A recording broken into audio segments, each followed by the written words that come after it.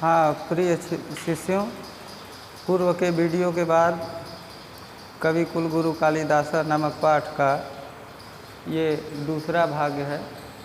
दूसरे भाग में हम लोग देखते हैं कि लिखा है इसमें कालिदासस्य नव नवोन्मेष शालिन्या प्रज्ञया उन्मीलनम तस्य कृतिषु नास्तीति कस्यचिद सुधयः परोक्षम। अर्थात कालिदास की नई नई बुद्धि का प्राकट्य उनकी तस्य माने उनकी कृतिषु माने कृतियों में उद्घाटन यानी नई नई उनके यानी कालिदास के नए नए बुद्धि का उद्घाटन, प्रज्ञा माने बुद्धि का उद्घाटन उनके कृतियों में नहीं है, ऐसा किसी सुधय माने विद्वान, किसी विद्वान का परोक्षम माने अप्रत्यक्ष कथन है। आगे देखते हैं, लिखा है कि संस्कृत काव्यस्य विविधेषु प्रमुख प्रकारेषु स्वकौशलम प्रदर्श्य स सर्वान् अतीतान् आगतान् कविन् अतिशिष्ये। अर्थात संस्कृत काव्य के विभिन्न प्रकारों में अपने कौशल को दिखा करके वह अर्थात कालिदास सभी अतीतान माने पीछे के यानी अतीत के समय में, आगतान माने आने वाले समय में जो कवि हुए हैं, कविन अति शिष्य माने सबसे श्रेष्ठ हो गए। यानी कालिदास ने अपने विभिन्न प्रकार के विविध प्रकार के जो काव्य के प्रकार हैं उनमें अपने बुद्धि के कौशल को प्रदर्शित करके सभी अतीत के और भविष्य के शिष्यों में सर्वश्रेष्ठ हो गए।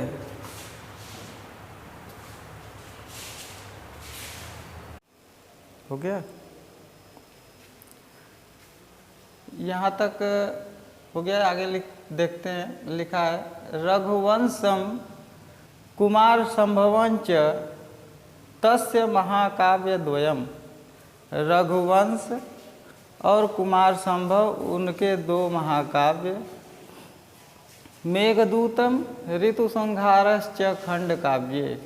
मेघदूत और ऋतुसंहार खंड काव्य, मालविकाग्निमित्रम विक्रमो वर्षीयम अभिज्ञान शाकुंतलं च नाटकानि सन्ति। मालविकाग्निमित्र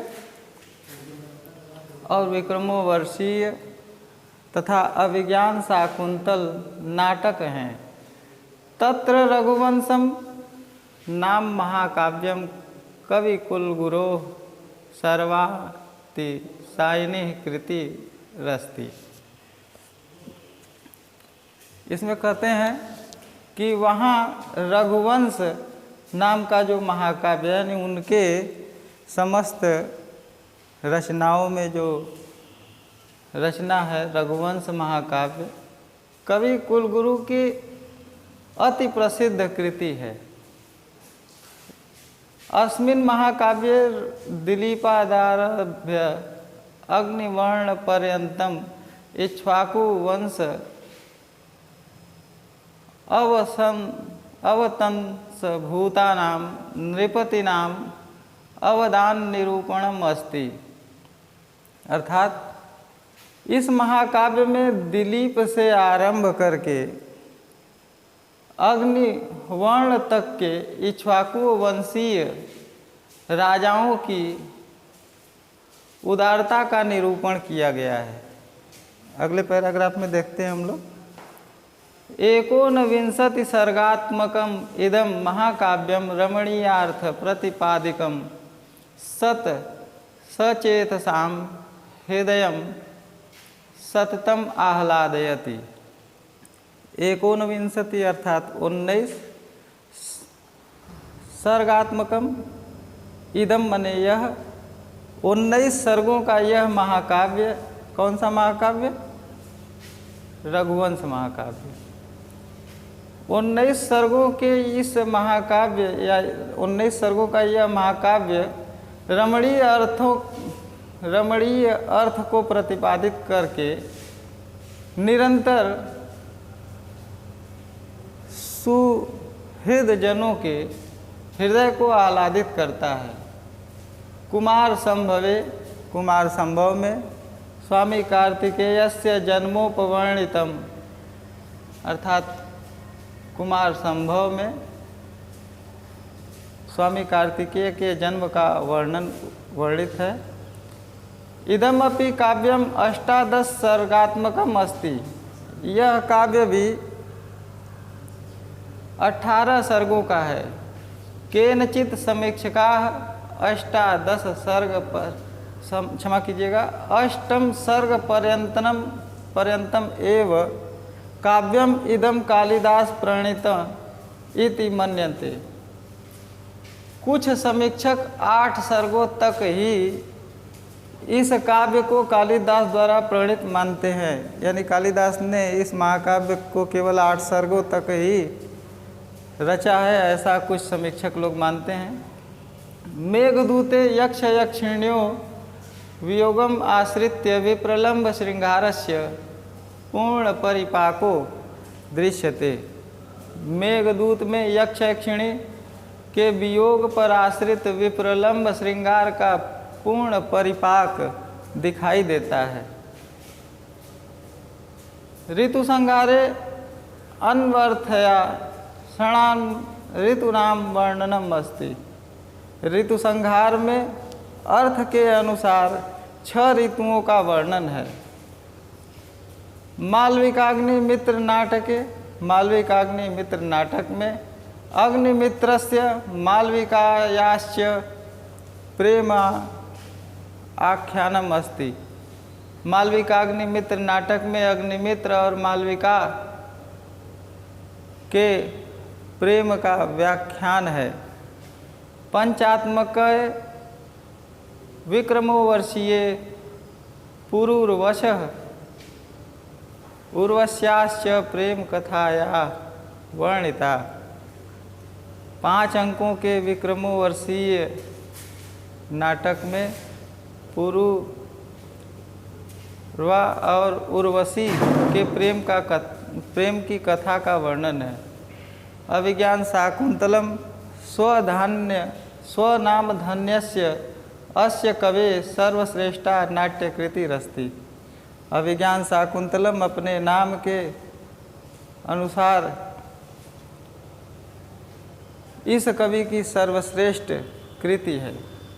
नाटके अस्मिन् सप्तांकाः सन्ति। इस नाटक में 7 अंक हैं। मेनका या प्रसूतो जिन्तया या सकुन्तैश्च पोषिताया तदनु कर्णेन परिपालतया शकुन्तलाया दुष्यन्तेन सहोद्वाहस्य कथा वर्णितास्ति। इस नाटक में 7 अंक हैं। मेनका के द्वारा पैदा की हुई नवजात पुत्री को त्याग दिया गया और उस पुत्री का शकुन माने होता है पक्षी, पक्षियों के द्वारा पोषित किया गया उस पुत्री को, और उसके बाद कर्ण के द्वारा पालित शकुंतला का और दुष्यंत का जो विवाह हुआ उस कथा का वर्णन है। शकुंतला विषय प्रथित ऐसा भणिति। शकुंतला के विषय में प्रसिद्ध कथन है। क्या कथन है? देखिए, आगे देखते हैं। काव्येषु नाटकम रम्यम तत्र रम्या शकुंतला। काव्यों में नाटक रमणीय होता है और उसमें रमणीय है शकुंतला, यानी उसमें सुंदर शकुंतला नाटक है। एतन नाटकम प्राच्य पौरस्त्य समीक्षकय बहु प्रशंसितम। इस नाटक का पूर्वीय और पाश्चात्य समीक्षकों ने बहुत प्रशंसा किया है। वस्तुतः कालिदास मूर्धन्यतम भारतीय कविरस्ति। वास्तव में कालिदास श्रेष्ठ कवियों में भारतीय कवि हैं। एक तस्य कृतिषु काव्योचित गुणानाम समाहार दृश्यते। एक और उनकी कृतियों में काव्योचित गुणों का समाहार दिखाई देता है। अपरतश्च भारतीय जीवन पद्धति सर्वांगीणता तत्र राराजते। और दूसरी ओर भारतीय जीवन पद्धति की सर्वांगीणता विराजित होती है। काव्योत्कर्ष दृष्टया स काव्येषु मानव मनसः सूक्ष्माति अनुभूति नाम इंद्रधनु कस्यापि हृदयस्य चित्तम आवर्जयितुं पारयति। काव्य की उत्कर्ष की दृष्टि से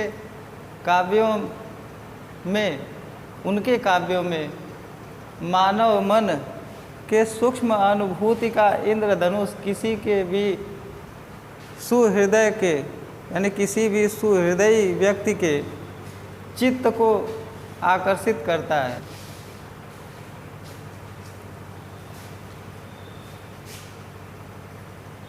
आगे देखते हैं, प्रकृतिरपि स्वजड़त्वं विहाय। प्रकृति भी स्व मने अपनी जड़त्व मने जड़ता को विहाय मने छोड़कर सर्वत्र मानव सहचरी वाचरति। प्रकृति भी अपनी जड़ता का त्याग करके कालिदास की रचनाओं में मानव की सहचरी होकर के चलती है। रघुवंशे दिग्विजयार्थम प्रस्थितस्य रघोः सभाजनम वन वृक्षा प्रसून वृष्टि भी संपादयन्ति। प्रसून माने फूल होता है, पुष्प होता है। वृष्टि भी माने वृक्ष, ये तृतीया विभक्ति बहुवचन का रूप है। इसका तात्पर्य हो गया कि फूलों की वर्षा के द्वारा संपादयन्ति माने संपादित करते हैं। क्या? रघु के स्वागत को। कहाँ पर? रघुवंश से माने रघुवंश महाकाव्य में रघुवंश महाकाव्य में राजा रघु के दिग्विजय के प्रस्थान के समय वन के वृक्ष उनका जो है अपने फूलों के बरसात के द्वारा उनका स्वागत संपादित करते हैं। मेघे विरहोत कंठितस्य यक्षस्य प्रेम विभलतया अद्वितीया सृष्टि परिलक्ष्यते। मेघे माने मेघदूत में विरहोत कंठितस्य, विरह के कारण उत्कंठित यक्ष के प्रेम विवलता का अद्वितीय सृष्टि परिलक्षित होता है। क्षमा कीजिएगा। तत्र बाह्यांतः प्रकृतयो मर्म स्पर्शक वर्णनम अस्ति। वहाँ प्रकृति का बाह्य और आंतरिक मर्म स्पर्शीय वर्णन है। कवि दृष्टया मेघ धूम ज्योति सलिल मरुताम सन्निपातो न भूत्वा एक संवेदनशील मानवोपमः प्राणी अस्ति। कवि की दृष्टि से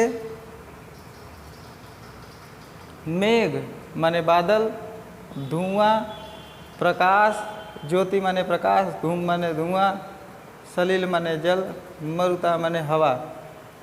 यानी कवि की दृष्टि से बादल, धुएं, प्रकाश, जल और वायु के मिश्रण से युक्त न होकर के एक संवेदनशील मानवोपम प्राणी है। सह राम गिरेह आरभ्यालकाम यावद यस्य कस्यापि सन्निधिम लभते तस्मै हर्षोल्लासै, क्षमा कीजिएगा, हर्षोल्लासौ वितरति। वह माने जो यक्ष है जिसको श्राप दिया गया है यक्षराज कुबेर के द्वारा, वो जो है उसी के बारे में इसमें बताया जा रहा है कि वह रामगिरी आश्रम पर से आरंभ करके जब तक अपनी प्रियतमा का संयोग नहीं प्राप्त कर लेता है, यस्य कस्यापि सन्निधिम लभते, उसको प्राप्त नहीं कर लेता है, तस्मै हर्षोल्लासौ वितरति, उसके हर्ष उल्लास का वितरण उसमें सम्मिलित है। शकुंतला, क्षमा कीजिएगा, शाकुंतल नाटके पतिगृहं गमन काले आश्रम पादपाः स्वभगिन्यै शकुंतलायै आभरणानि समर्पयन्ति। शकुंतला नाटक में पति के घर जाते समय आश्रम के पेड़ पौधे अपनी बहन शकुंतला को आभूषण समर्पित करते हैं। हरिणार्भकः तस्याः मार्ग अवरोधम कृत्वा स्वकीयं निश्चलं प्रेम प्रकटयति। हिरण अपने निवाले को गिरा करके उसके मार्ग का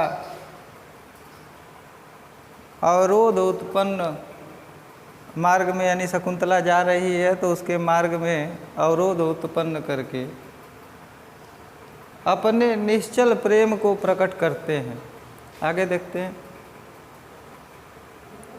एवमेव नद्यः प्रेयस्य इवाचरन्ति, सूर्यस्य अरुणोदय वेलायां स्वप्रियतमायाः नलिन्याः तुषारबिन्दुरूपाणि